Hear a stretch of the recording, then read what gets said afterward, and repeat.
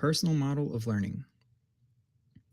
Listening to Gavin, a typical fast talking, energetic second grader, describe in depth how to build a library and make books, and then using said library to enchant weapons that can be used to make a portal to an alternate universe so that you can gather the needed items to fight the Ender Dragon, my first thought was a jealous one. I wish I could make books. This would be a handy skill to have as an elementary school librarian. Then I began thinking about who taught this child all of the knowledge he has about Minecraft. He must have a master Minecrafter who is giving him tips and hints, helping him to hone his skills by assessing them and giving him feedback, someone coaching him along the way. And then when he takes a misstep, who shows him the resources he needs to prevent future missteps. Talking to his mom, I asked the question, "So does he have a big brother or sister who plays?" To which she replied, "No, he's my oldest. During his screen time, he just sits on that computer and watches YouTube videos and looks up that wiki page and plays that stupid game." So it's just one story that has caused many revelations into the changing nature of learning in our students and the ever-growing challenges we have as I have been working at an elementary school, first as a special education teacher, then as a first grade inclusion teacher, and finally as a campus media specialist. These roles have offered me a deep knowledge and understanding of the TEKS from a vertical alignment standpoint. Humble ISD's curriculum is laid out by our instructional departments into broader objectives that are meant to guide teachers to facilitate the acquisition of the TEKS by students. Actual instructional decisions are campus-based, and within my own campus, my principal leaves a lot of the instructional decisions up to grade level teams and our own instructional coaches. My roles within the elementary school have also allowed me to observe the salient characteristics of our students. Among these characteristics are students with a love for building and creating and a constant search for the easy way and a strong desire for social acceptance. This does not sound any different from students of other generations. However, there is a cultural shift that has taken place in our students, which has occurred in an incredibly short amount of time that quite literally changes the way they play, communicate, and learn. Our students are consumers of digital content and utilizers of digital tools for communication, collaboration, and learning. No, not at school where they would actually learn something good. They learn at home how to kill zombies, creepers, and even learn how to do fancy dances.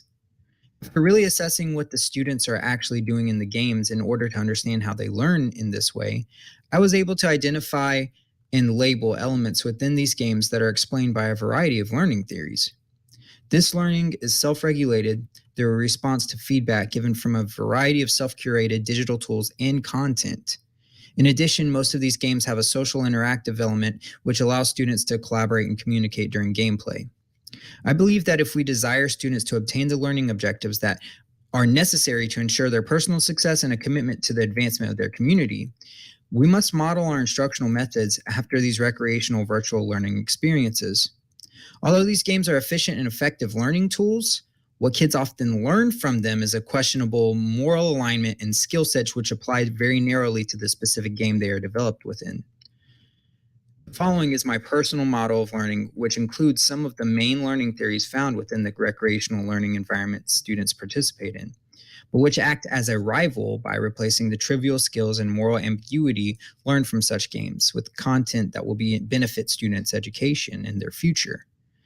This model is therefore named the RIVLE, Blended Learning Model, or the Rival Model.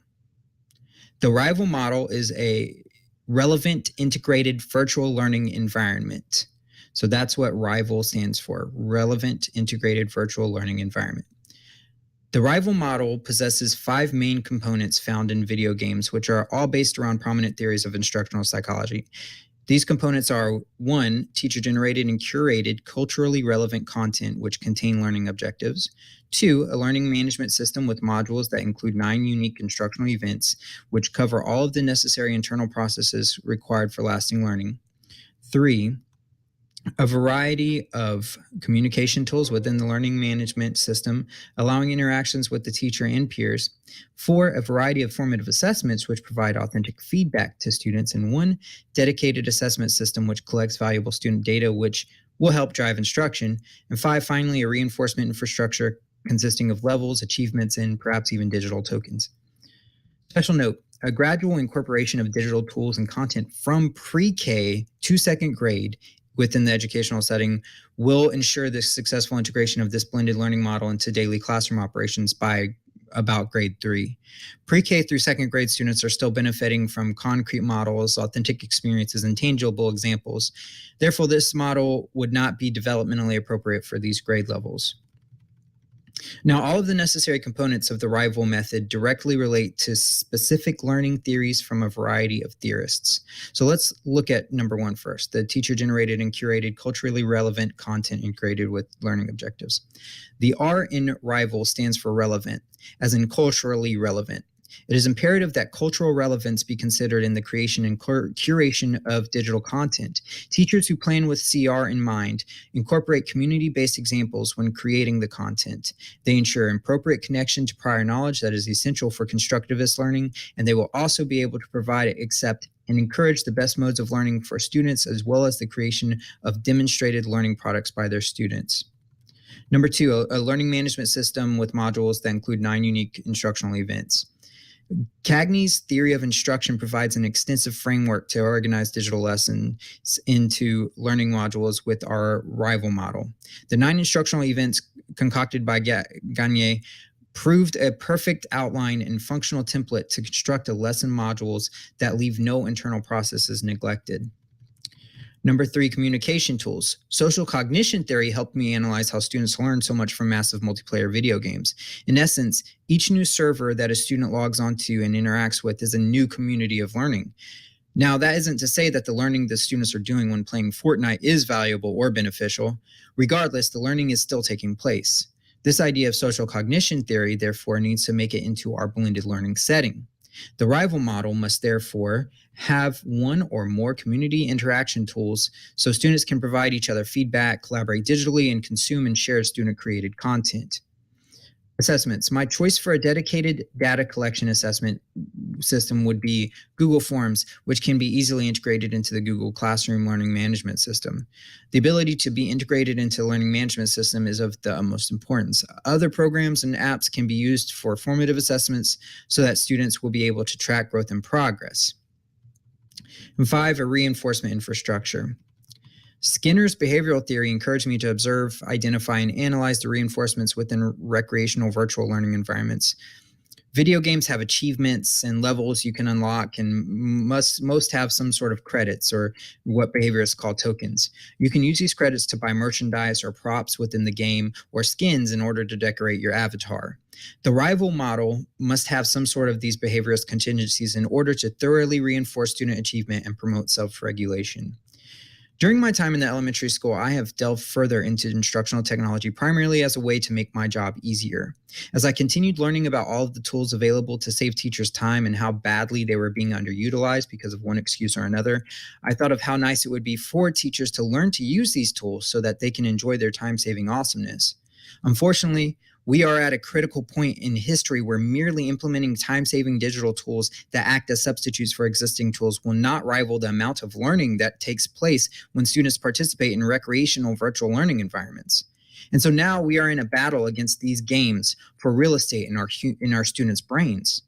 Fortunately, we now have a true rival to the Fortnites and Black Ops of the world, which ensure the beneficial, positive, and constructive lessons are being taught. The RIVLE model, the Relevant Integrated Virtual Learning Environment model. The strength of the rival model lies in its employment of the same learning theories that are present within the massively multiplayer video games that students are effectively and independently learning from.